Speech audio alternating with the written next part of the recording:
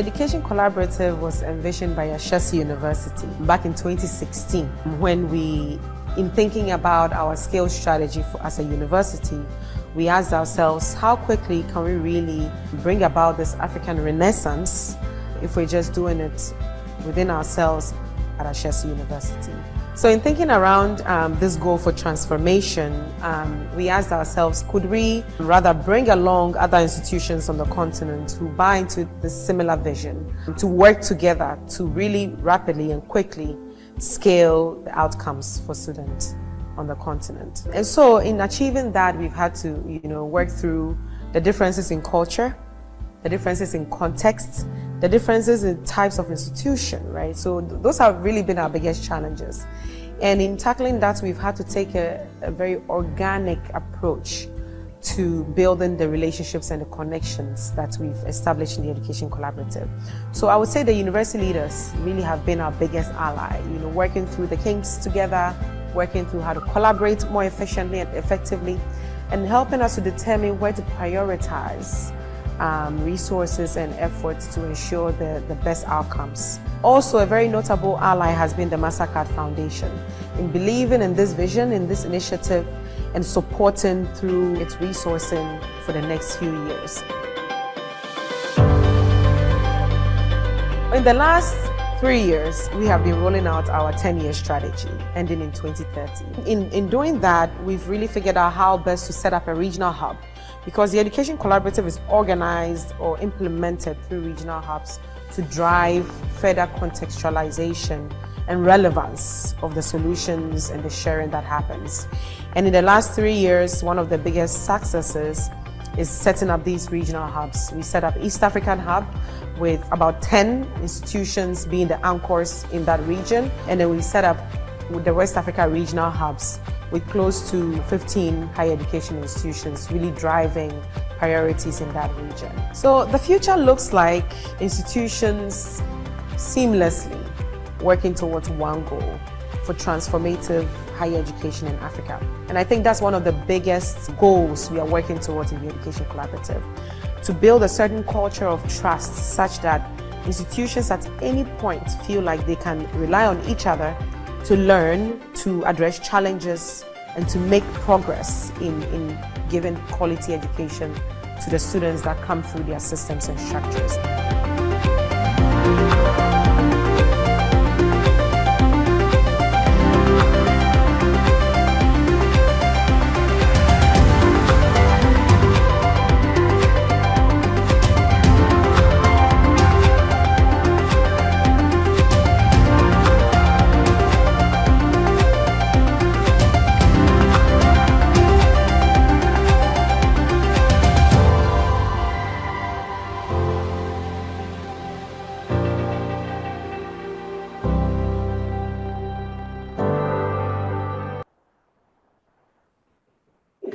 Right. Good afternoon, good day, good morning from wherever in the world you are connecting with us from.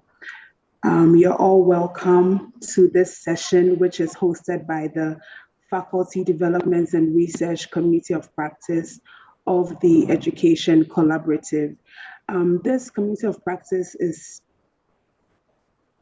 the goal here is to work with member institutions to build their institutional capacity through faculty training, research, and development across multiple disciplines. So today we have a session where we would hear from Cavendish University, Uganda, who's been working on research on the pedagogy of large class sizes. And so we would hear some of their research so far, and then they would also share some key takeaways. We would also go into some breakout rooms to discuss in great detail, and hopefully at the end we would have some great takeaways that we can use in our institutions and in our work going forward. So I would hand it over to Prof. Olutayo Oshuson, who is our facilitator for the day. Thank you, sir, and you're all welcome. Do have a good session. Thank you very much for that introduction, Adora, and good afternoon, good evening, good morning, wherever you are. It is my pleasure today to welcome you to this webinar. as Adwoa emphasized, innovative teaching for large classroom settings, learning from the Pedagogy for Large Class Sizes project.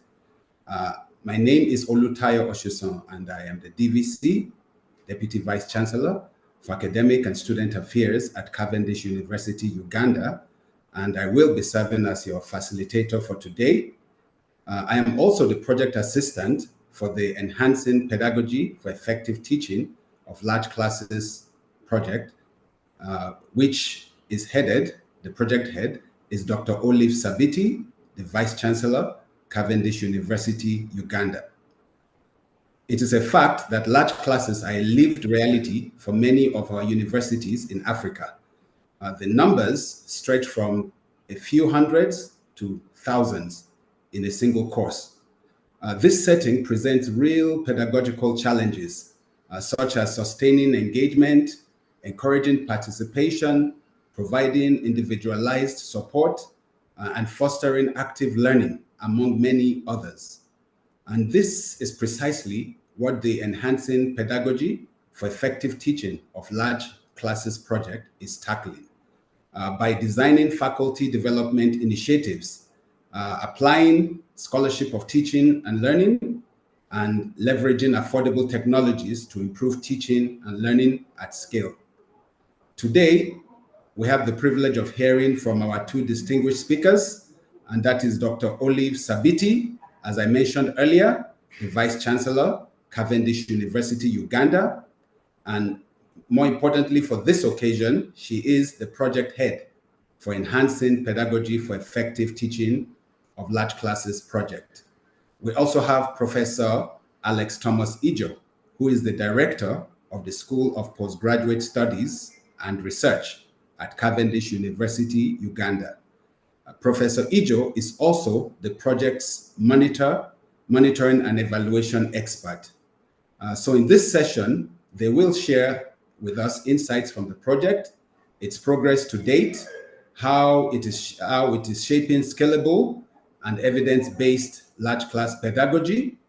And as you can see on the slide, we have 4 objectives in this webinar, and the 4 are listed, as you can see. Of course, allow me to read through with you, gaining an understanding of the pedagogy for large class size project, including baseline findings and major pedagogical challenges.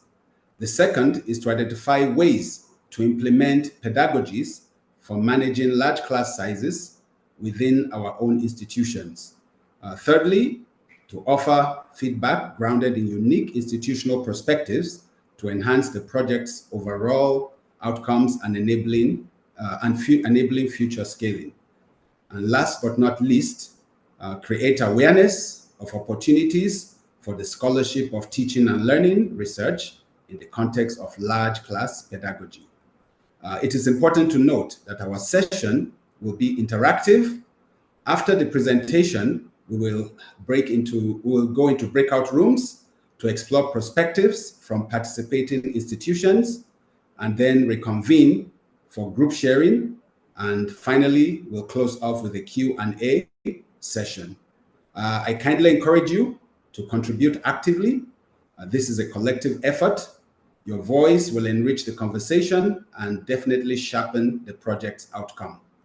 Allow me to welcome you once again to this important discussion, and I look forward to all of us learning together and charting new pathways for excellence in teaching large classes in African universities.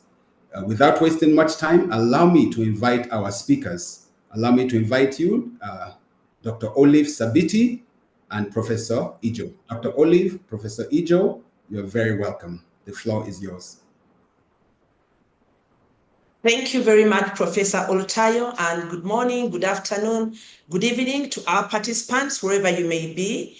I'm just continuing the conversation, and I'm asking myself and ourselves that why does this matter? Why are we bothered about learning and teaching in large classes? What is the context and what are the stakes? So we'll find that in many of our African public universities, classes range from 250 to 2,500 students, perhaps even more. So this makes teaching quality at scale a critical concern. Large classes risk passive learning because students are not involved, delayed feedback on their assessments, weak soft skills development, and there is hardly any critical thinking development. So we thought that we would deal with a more manageable cohort of between 250 to 500 students. And when we improve pedagogy at scale, we are then able to support graduate employability, graduate entrepreneurship, and lifelong learning. Now, for this project, what is it about? The enhancing pedagogies for large class sizes in public universities. First of all, the lead university is Cavendish University, Uganda, and we're working in partnership with the Education Collaborative. We have 3 participating institutions drawn from East and West Africa. We have the University of Embu from Kenya, Rongo University from Kenya, and University of Ghana Business School from Ghana in West Africa. We also worked with a number of partners. We had an instructional design and technology and pedagogy consultant who was from the Center of Innovation for Learning and Teaching from the University of Cape Town. We had the 𝗪𝗪𝗪𝗪 School, that's a design thinking school. Again, it's from University of Cape Town. And then an EdTech consultant from the Institute of Open, Distance, and E-Learning at Makerere University in Uganda. What did we intend? What was the project aim? It is to enhance the quality and effectiveness of teaching and learning in entry-level, large enrollment university courses in public universities. Why entry-level? It is because we want to use this level as a foundation for transformative learning when the students are still fresh, when they have innovative mindsets, when they are unadulterated by traditional pedagogies. And why public universities? Because in Africa, they are the institutions who usually have the large enrollments. There are 5 project objectives. First of all, we wanted to identify the challenges faced by faculty in large classes and understand the impact this has on teaching and learning outcomes. We then wanted to design and adopt pedagogical strategies that engage students in critical thinking, in entrepreneurial thinking, and in the development of basic soft skills. And these soft skills are many. They could include communication, teamwork, digital literacy, logical reasoning, problem solving, even good old time management. We also wanted to develop a faculty training program that equips instructors with the necessary skills and knowledge to implement effective teaching practices in large classes. Now, a pedagogically transformative program cannot succeed without involving the pedagogy. A transformative pedagogy would require transformative faculty as well, who are trained, who are supported, and who are aligned to the mission of inspiring learners who are entrepreneurial, who are employable, and who are ethical leaders. Number 4, we wanted to establish a framework for conducting research on effective pedagogy and disseminating outcomes using the scholarship of teaching and learning approach. And lastly, we wanted to foster collaboration and knowledge sharing among public universities in Africa to promote the adoption of effective faculty development initiatives. Now, this project was structured in 4 phases. The first phase was, of course, the inception, seeking approvals from the participating institution leadership, and team mobilization, including the appointment of the design team. Phase 2 included the project design and conduct of the baseline survey. Phase 3 included pedagogical interventions and training of trainers. We've mentioned that you cannot do anything transformative without involving the faculty. And then phase 4 is where we are at: implementation and evaluation, data analysis and publication. We expect that this project will conclude in July of 2026. Now, if you'll allow me, I'll invite Professor Alex Thomas Ijo to continue from here. Thank you. Thank you very much, Dr. Olive Sabiti, for your insightful presentation. Many thanks also to Professor Oluttayo Osunsan for moderating this session. Ladies and gentlemen, as introduced, my name is Alex Ijo from Cavendish University. I am also the M&E lead for the Pedagogy for Large Class Sizes project. So building on Dr. Olive's presentation, I will now focus on the challenges of large classes in the selected public institutions. I will first highlight the main challenges of large class sizes that were identified during the baseline survey in the participating institutions. That these are the ones that seem to be common across the board.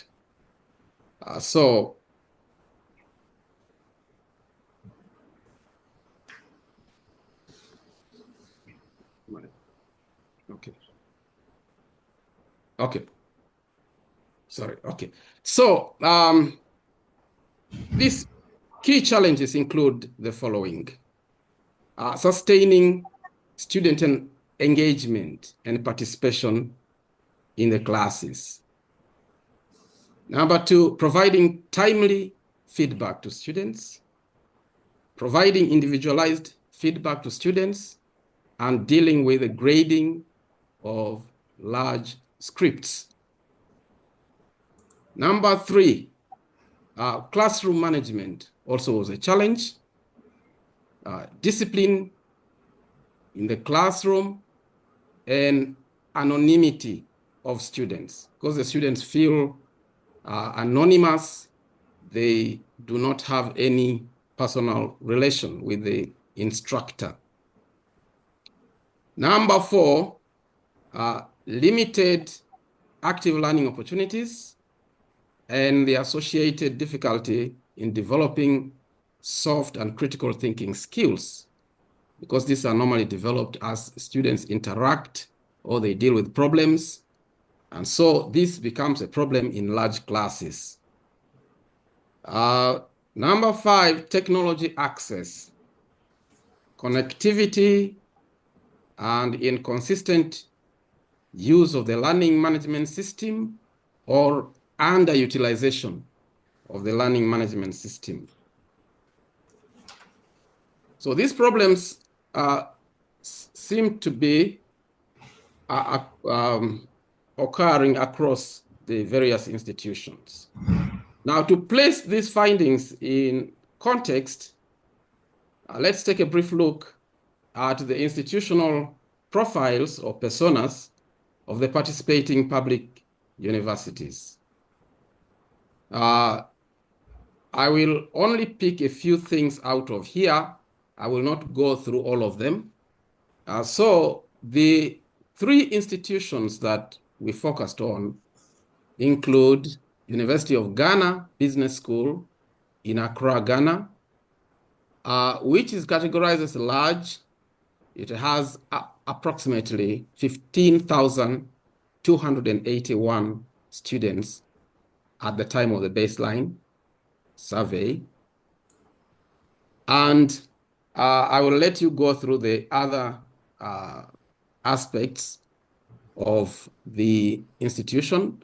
I will go straight to the course that we focused on. And in the case of University of Ghana, this is the Principles of Management. This particular course had a class size of 2,712, which in the course of the teaching and learning is normally divided into sizes of 250. Technology integration. University of Ghana reported incorporating learning management system Sakai. They also reported using Zoom, Google Meet, Microsoft Teams, and WhatsApp. Now, moving on to the University of Embu, which is located in Embu, Kenya. The size of the university is approximately 12,000 students. And at Embu, University of Embu, we focused on the course Basic Mathematics, which had a class size of 850, which are normally divided up into cohorts of 200. The University of Embu also reported the use of Moodle LMS, Zoom, Google Meet, and WhatsApp. Now, finally, let me take you through the profile for Rongo University, also located in Rongo in Kenya. Rongo University has approximately 10,300 students. And in this university, we focused on the course General Methods of Teaching. And the particular class size during the time of the survey was 1,350. And these are normally divided into groups of 450 for purposes of teaching.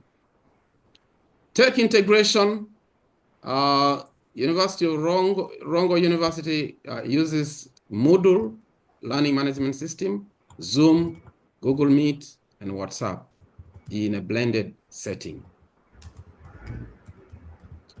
Now, besides the challenges that seem to occur across the board, we also identified some challenges which seem to be unique to each institution, or which seem to be underscored in each institution. And in the case of University of Ghana, this included the difficulty of managing classroom behavior because of the size, disturbances in the class, and issues of discipline were reported. 2, inadequate digital learning devices. Some learners lack good quality laptops or smartphones, which forces them to share these devices. There's also issues of inadequate internet bandwidth. And then finally, also reported was that what we observed actually is that the courses were strictly technical and subject matter oriented. They did not include in the learning outcomes soft skills, critical thinking, and related skills. Now, moving to University of Embu, some of these unique challenges reported or emphasized include lack of automation of the registration, which leads to inaccuracies in the assessment records of the students and also missing marks. We are all familiar with the missing marks issues. Sorry.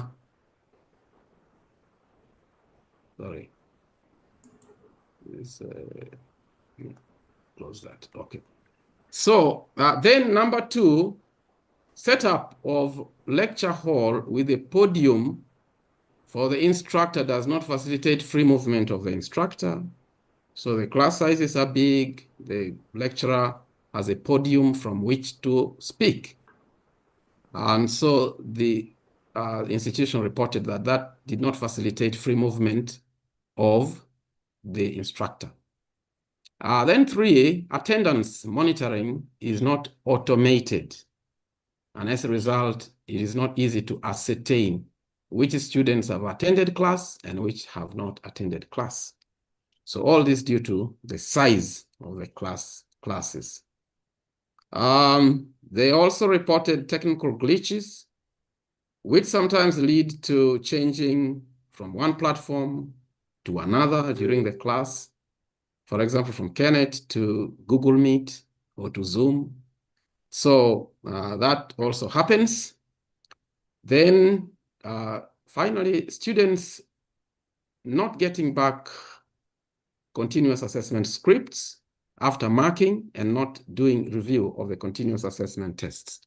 So the instructors do not return the scripts. Finally, from the University of Rongo, there were also some things we noticed were quite unique, such as frequent power cuts and internet disruptions as a result, lecture dictation speed too fast and lack of time for questions from learners, inadequate capacity of online platforms to accommodate all learners.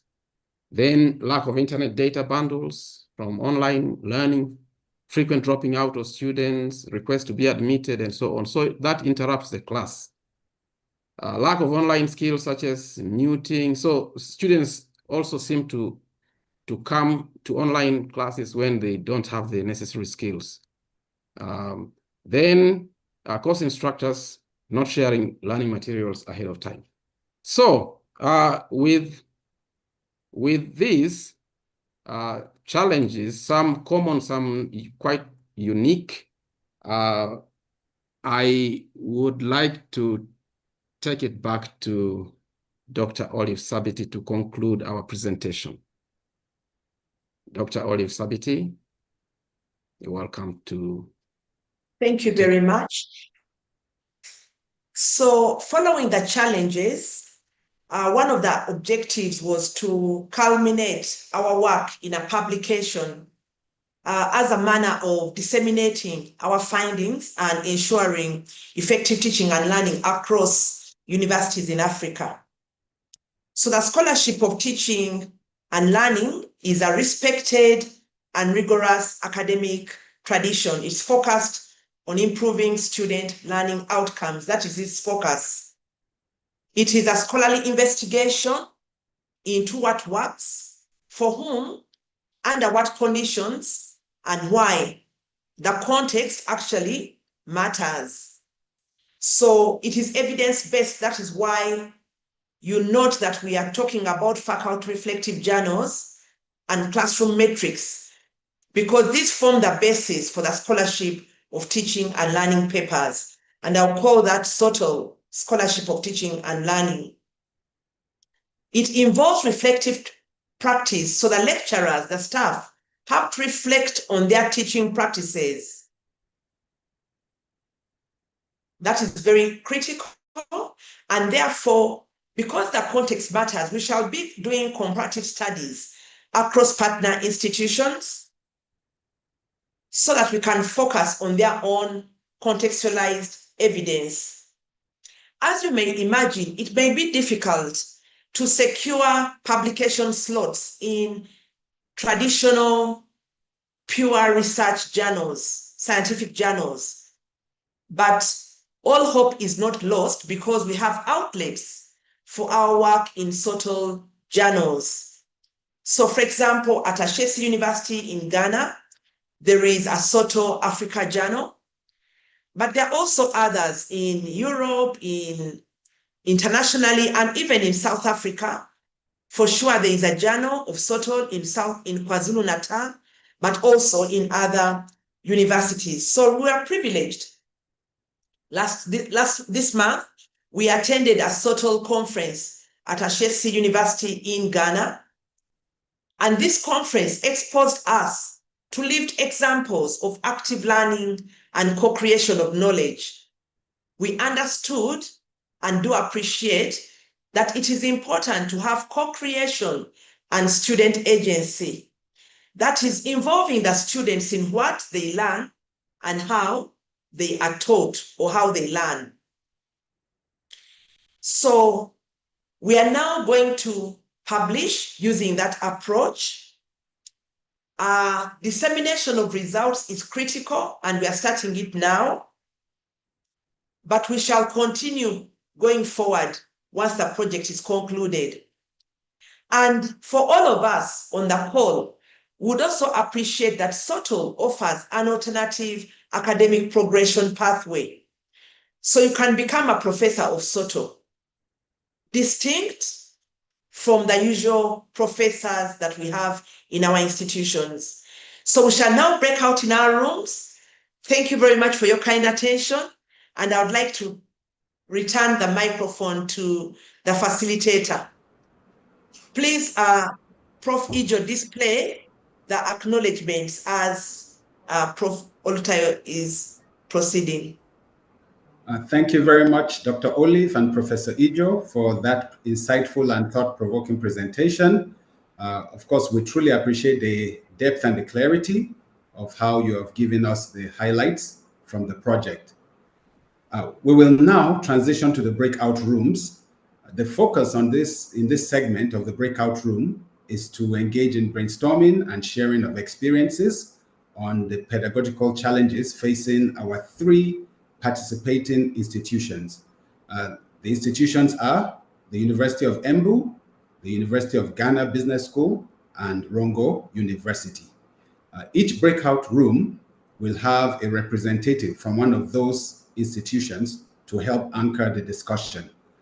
And I kindly request that in each of the breakout room, we appoint a participant who will act as a rapporteur to capture the key points of the conversation within the breakout rooms.